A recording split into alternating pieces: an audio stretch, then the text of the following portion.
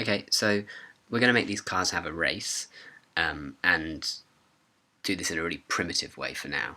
So the car with the highest top speed is going to win the race because we're just going to make the assumption that that car is better, especially if it's got top speed of 290 compared to a top speed of 100. If the race is long enough, if it's not just a tiny race over 50 meters, in which case the three-wheeler might win if it has better acceleration. It's a much lighter, smaller car.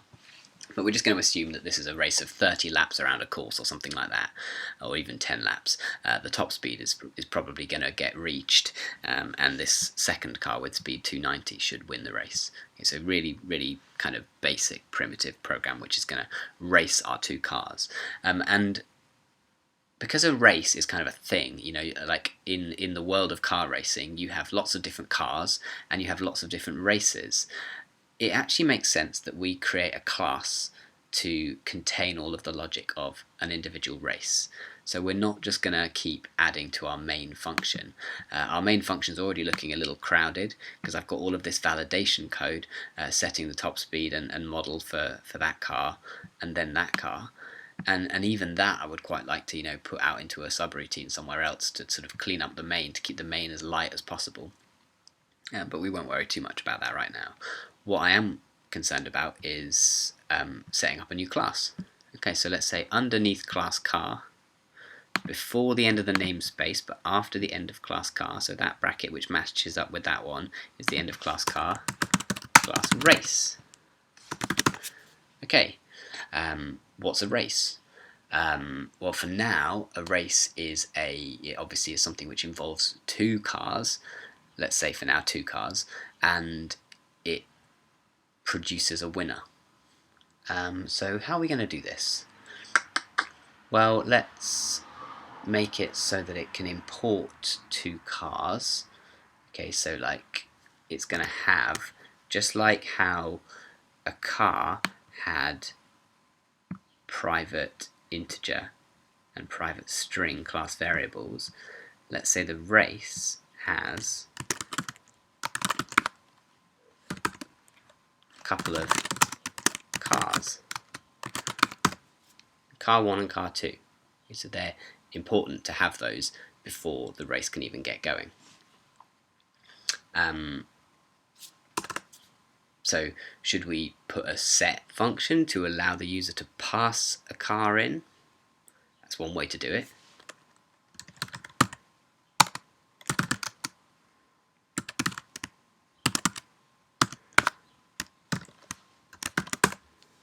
Set car 1. This is going to be pretty ugly, because now the logic of this function would be car 1 equals, so let's say they pass in a car. Car 1 equals C. If we did the usual thing before, that we'd have boolean, we'd say that returns true, and then we'd have maybe an if statement which returned false if that car was invalid for whatever reason. But then that means we have to have public bool set car 2 as a different function as well, which could be kind of annoying. Public bool set car 2 car C car 2 equals C, return true. Okay, which means that I can't make this class very flexible. I can't have suddenly make a 12 car race and use my same logic.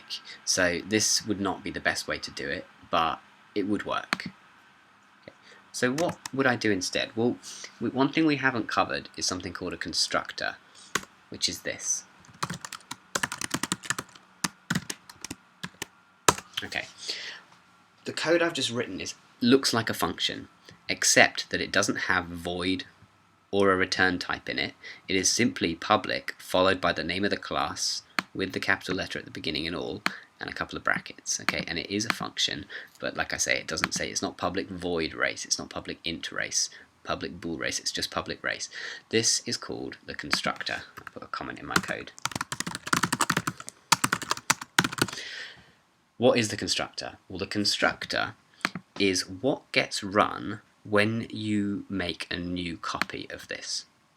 So what does it look like? How do you make a new copy of this? Well, we've seen that before. Remember when we made our 2 new cars.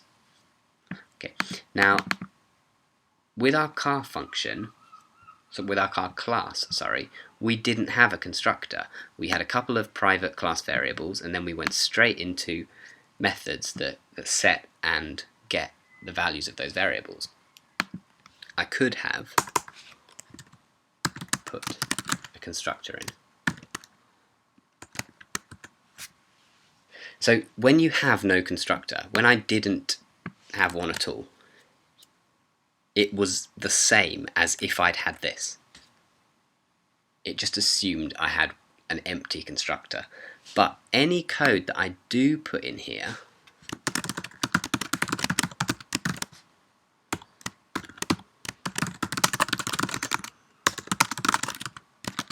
will get run when the new command is run with the on the car class.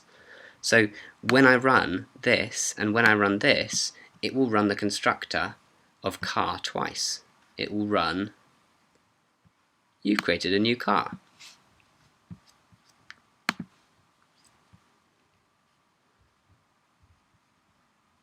You've created a new car. You've created a new car. So it's good to know about the constructor because it becomes very useful now. I didn't need it with the car, but I will need it with the race. When I make a new race, I want to be able to pass the race a couple of cars which will then be involved in the race. And the way of doing that would be to have a constructor, okay, which is like, as you know, it's the code which gets run as soon as you create a new race. I'll put a little message in, a new race has begun. Now, you can give the constructor arguments. You can pass things in to an object as it gets made. So when I make a new race, I immediately need that race to contain a couple of cars.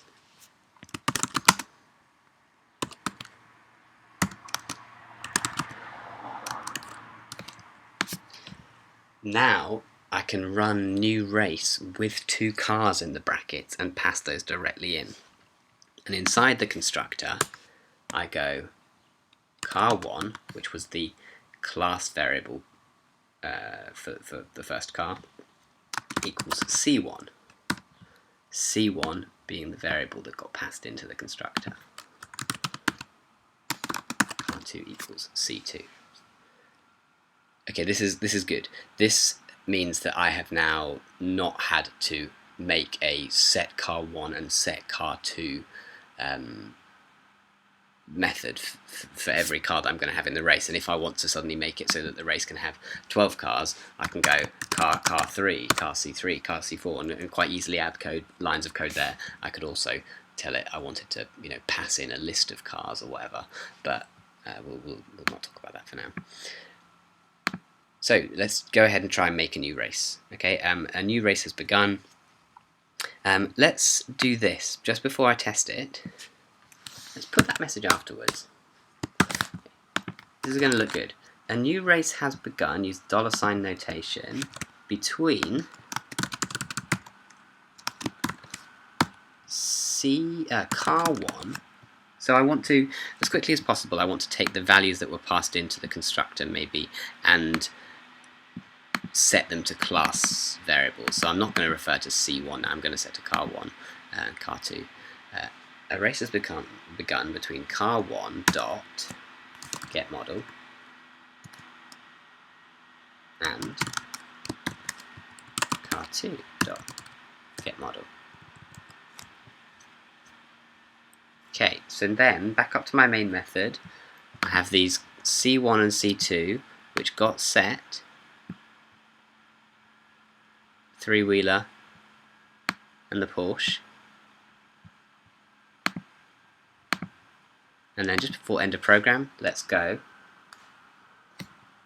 new race.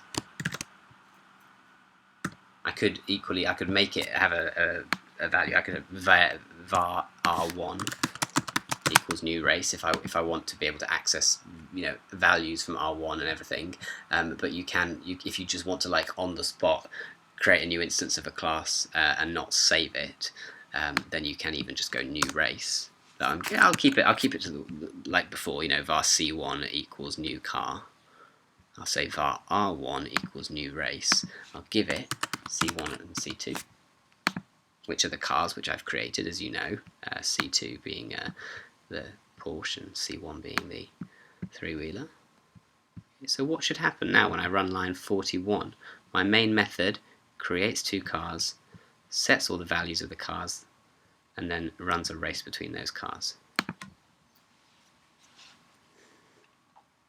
A new race has become between three-wheeler and Porsche 911.